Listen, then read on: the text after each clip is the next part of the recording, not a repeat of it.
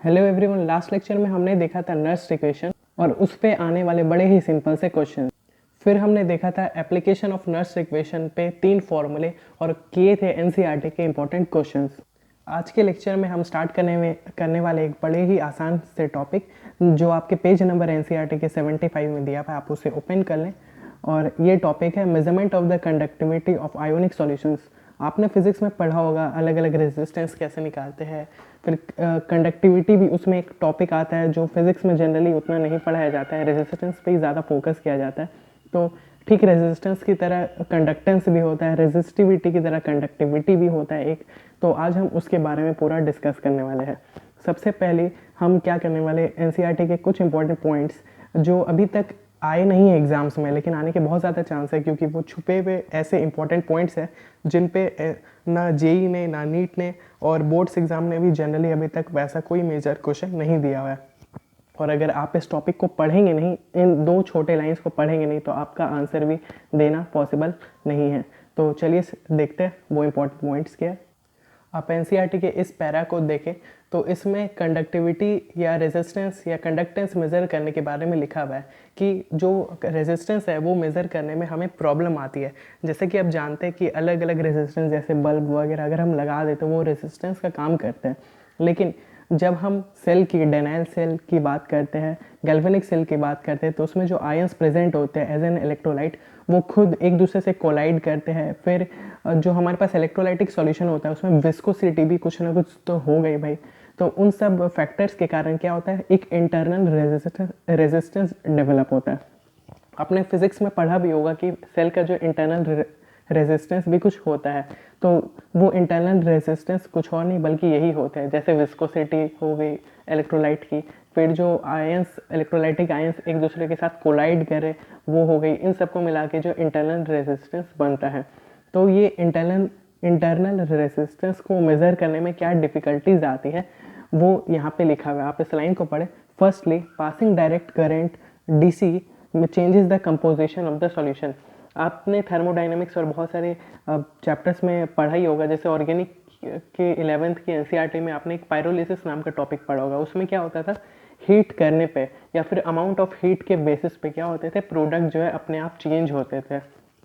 तो हम इससे क्या कंक्लूड करते थे कि अलग अलग अमाउंट ऑफ एनर्जी देने से जो रिएक्शन कंपोजिशन है या फिर जो प्रोडक्ट कंपोजिशन है या रिएक्टेंट कंपोजिशन है वो क्या हो सकती है, चेंज हो सकती है। आराम से उसे चेंज किया जा सकता है अलग आउट एक्सटर्नल एनर्जी प्रोवाइड करने से, अमाउंट ऑफ एनर्जी वेरी करने से।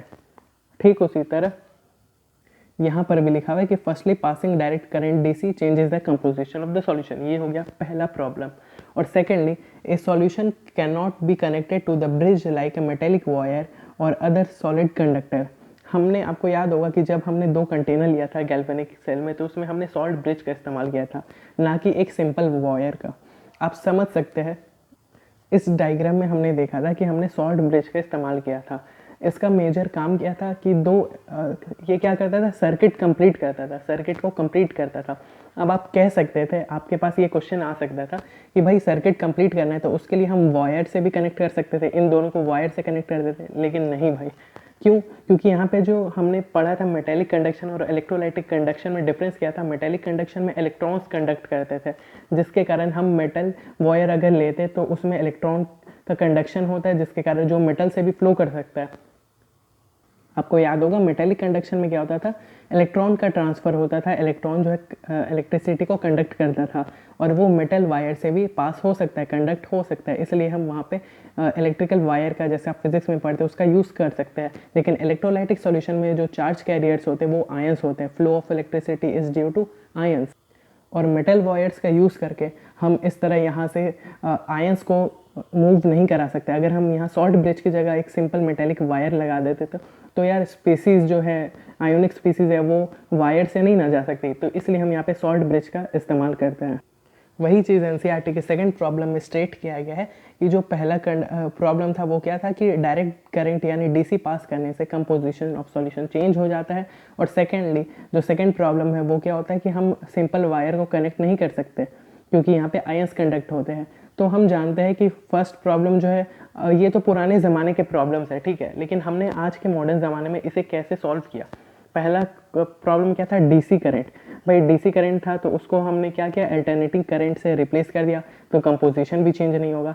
और दूसरा प्रॉब्लम था वायर, वायर को हम लगा नहीं सकते, तो सेकेंडली जो वायर था उसको हमने ये प्रॉब्लम कैसे सॉल्व कर दिया, स्पेशल वेसल्स या फिर स्पेशली डिज़ाइंड वेसल्स जिसे हम कंडक्टिविटी सेल कहते हैं, यानी कि जैसे आपने देखा था सॉल्ट ब्रिज हो गया या फिर इन तरह के जो इलेक्ट्रोलाइटिक्स कंटेनर्स है, वेसल्स है, इन सब का फॉर्मेशन करके हमने आज के मॉडर्न ज़माने में इस प्रॉब्लम्स को सॉल्व किया।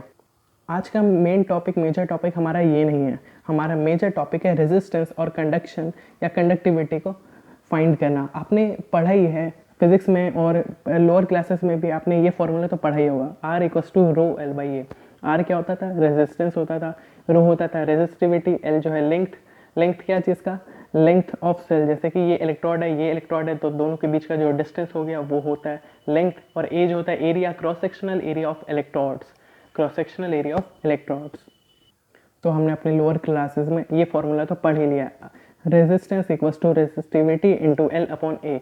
एल अपॉन ए को हम क्या कहते हैं, एल अपॉन ए को हम सेल कांस्टेंट भी कहते हैं, ठीक है। तो हमने रेजिस्टेंस और रेजिस्टिविटी तो पढ़ा था, जैसे रेजिस्टेंस और रेजिस्टिविटी होता है ठीक उसी तरह कंडक्टेंस और कंडक्टिविटी भी होता है। जी हाँ, जैसे resistance equal to resistivity into L upon A होता है, वैसे ही conductance equals to conductivity into A upon L होता है, ए अपॉन एल होता है, ठीक है। जैसे resistance equal to resistivity into L upon A, वैसे conductance equals to conductivity into A upon L. आपने यहाँ पे आप देख सकते हैं कि ये क्या हो रहा है, एल अपॉन ए था और ये ए अपॉन एल हो गया। और इसका जो फॉर्मूला था जी इक्वल्स टू के ए इंटू अपॉन एल। जी क्या है, कंडक्टेंस है, आर से रेजिस्टेंस, जी से कंडक्टेंस, और रो से रेजिस्टिविटी और के से कंडक्टिविटी।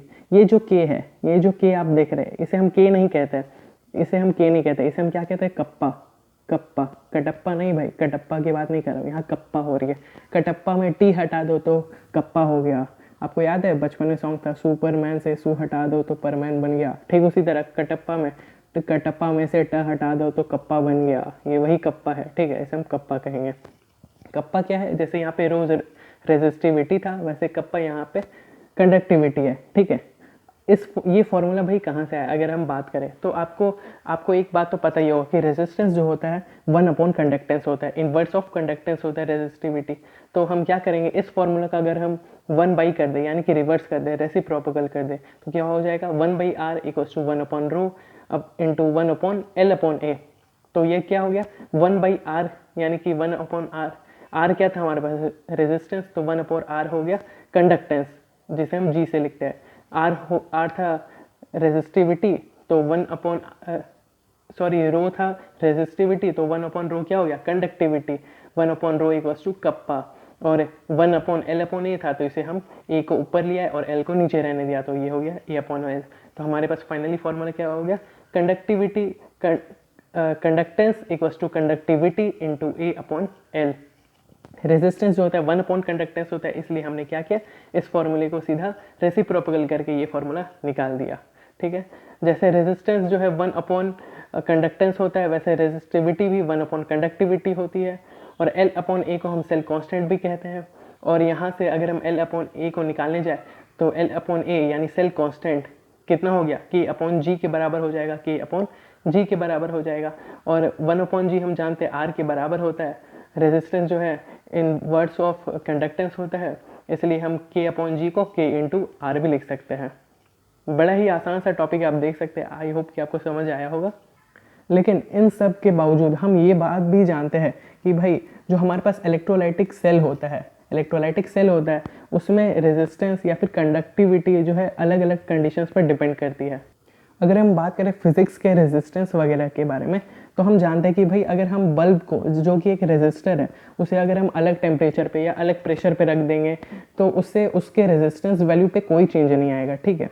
लेकिन हम जानते हैं कि यहाँ पे रेजिस्टेंस किसके कारण डेवलप हो रहा है, यहाँ पे रेजिस्टेंस डेवलप हो रहा है आयंस की वजह से, रेजिस्टेंस डेवलप हो रहा है। तो अगर हम आयंस की कंसंट्रेशन बढ़ा देंगे तो रेजिस्टेंस भी क्या हो जाएगा, बढ़ जाएगा। हाँ, कंडक्टिविटी तो बढ़ेगा लेकिन रेजिस्टेंस भी साथ साथ बढ़ेगा, क्योंकि number of ions per unit volume क्या हो रहे हैं, बढ़ रहे हैं। तो हम जानते हैं कि जितना ज़्यादा बड़ा आयन होगा उसे उतनी ज़्यादा एरिया चाहिए पेनिट्रेट करके एक इलेक्ट्रोड से यहाँ सॉल्ट ब्रिज या सॉल्ट ब्रिज से एक इलेक्ट्रोड में आने के लिए। जितना ज़्यादा बड़ा साइज़ होगा उतना ज़्यादा प्रॉब्लम होगा उसके लिए, और जितना ज़्यादा प्रॉब्लम उतना ज़्यादा रेजिस्टेंस। तो इससे हम क्या कंक्लूड कर सकते हैं कि भाई अलग अलग टेम्परेचर पे, अलग अलग प्रेशर पे, या फिर अलग अलग कंसंट्रेशन पे, एक्चुअली बात करें तो अलग अलग कंसंट्रेशन पे जो रेजिस्टेंस का वैल्यू है, internal resistance of the cell है, वो वेरी कर सकता है। इसलिए जो हमने यहाँ पे रेजिस्टिविटी और रेजिस्टेंस टर्म या कंडक्टिविटी को हमने देखा है, इसके साथ हमारे पास एक और टर्म हमें डिफाइन करना चाहिए। जैसे कि हम जानते हैं जो भी चीज़ वेरिएबल होगी उसे हमें डिफाइन करना ज़रूरी है, उसके लिए फॉर्मूलेज होने ज़रूरी है, तभी हम जाके एक्चुअल रेजिस्टेंस या कंडक्टेंस को निकाल सकते हैं। तो इसी प्रॉब्लम को सॉल्व करते हुए हमारे पास क्या कंक्लूजन आता है कि यार जो मोलर कंडक्टिविटी है, यानी conductivity of the electrolytic cell है, या फिर मोलर कंडक्टिविटी हम कह सकते हैं, वो इन्वर्सली किसके प्रोपोर्शनल है, मोलर कंसंट्रेशन के। जितना ज़्यादा कंसंट्रेशन या फिर मोलर कंसंट्रेशन होगा उतना ही ज़्यादा मोलर कंडक्टिविटी, उतनी ही कम मोलर कंडक्टिविटी होगी। हमने देखा, अभी क्या देखा कि जितना ज़्यादा हम कंसंट्रेशन बढ़ाएंगे उसकी रेजिस्टिविटी क्या होगी, बढ़ेगी, और रेजिस्टिविटी बढ़ेगी तो कंडक्टिविटी घटेगी। तो इसका मतलब अगर हम मोलर कंसंट्रेशन बढ़ाएंगे तो कंडक्टिविटी जो है घटने लगेगी। इसलिए हम क्या कह सकते हैं कि molar conductivity is inversely proportional to molar concentration. अब जो मोलर कंडक्टिविटी है, भाई कंडक्टिविटी था G, लेकिन मोलर कंडक्टिविटी अलग है, ठीक है। कंडक्टिविटी को हम G से डिनोट करते थे और मोलर कंडक्टिविटी को हम लैम्डा m से डिनोट करेंगे, लैम्डा m। यस, ये A नहीं है, कैपिटल A नहीं है।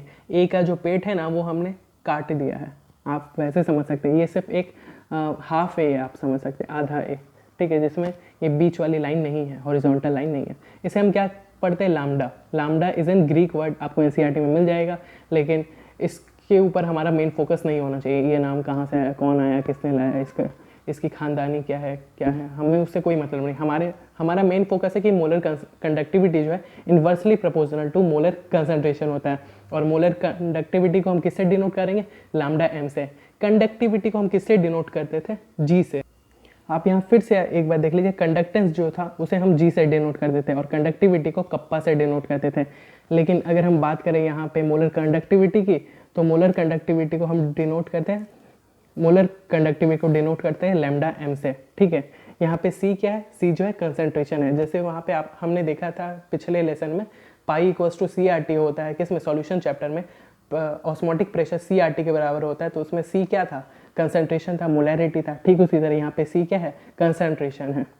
लेकिन यहाँ पे एक बात फोकस करने लायक क्या है, यहाँ पर जो C है वहाँ पे C था मोलैरिटी, तो मोलैरिटी क्या होता है, मोल्स पर लीटर होता है। लेकिन यहाँ पर जो C हम यूज़ कर रहे हैं, lambda is inversely proportional to C, यहाँ पे जो C है ये हम यूज़ कर रहे हैं किसके लिए, ये C है concentration of moles per ml है, पर लीटर नहीं है। वहाँ पे मोलैरिटी था तो पर लीटर था, यहाँ पे पर ml है, ठीक है। अगर ये डायरेक्टली प्रोपोर्शनल है तो हम जानते हैं, अगर हम एक कांस्टेंट से इसे रिप्लेस कर दे तो हमारे पास ये क्या हो जाएगा, एक फॉर्मूला बन जाएगा। तो इसे हम कप्पा से रिप्लेस कर देते हैं, कांस्टेंट यहाँ पे क्या है, कप्पा। तो lambda m equals to kappa upon C। Kappa क्या था, कप्पा था हमारे पास, क्या था बताओ, कप्पा था हमारे पास कंडक्टिविटी, कप्पा कंडक्टिविटी था ना भाई। एक बार फिर से रिकैप करें तो हमारे पास G क्या था, G था कंडक्टेंस, कप्पा था हमारे पास कंडक्टिविटी, कप्पा था हमारे पास कंडक्टिविटी, और लैम्डा m क्या था, मोलर कंडक्टिविटी। कंडक्टिविटी था G, मोलर कंडक्टिविटी है लैम्डा m, और कंडक्टिविटी जो है, कंडक्टेंस हमारे पास G है, कंडक्टिविटी हमारे पास कप्पा है, और मोलर कंडक्टिविटी जो है हमारे पास कितना है, क्या है, लैम्डा m है।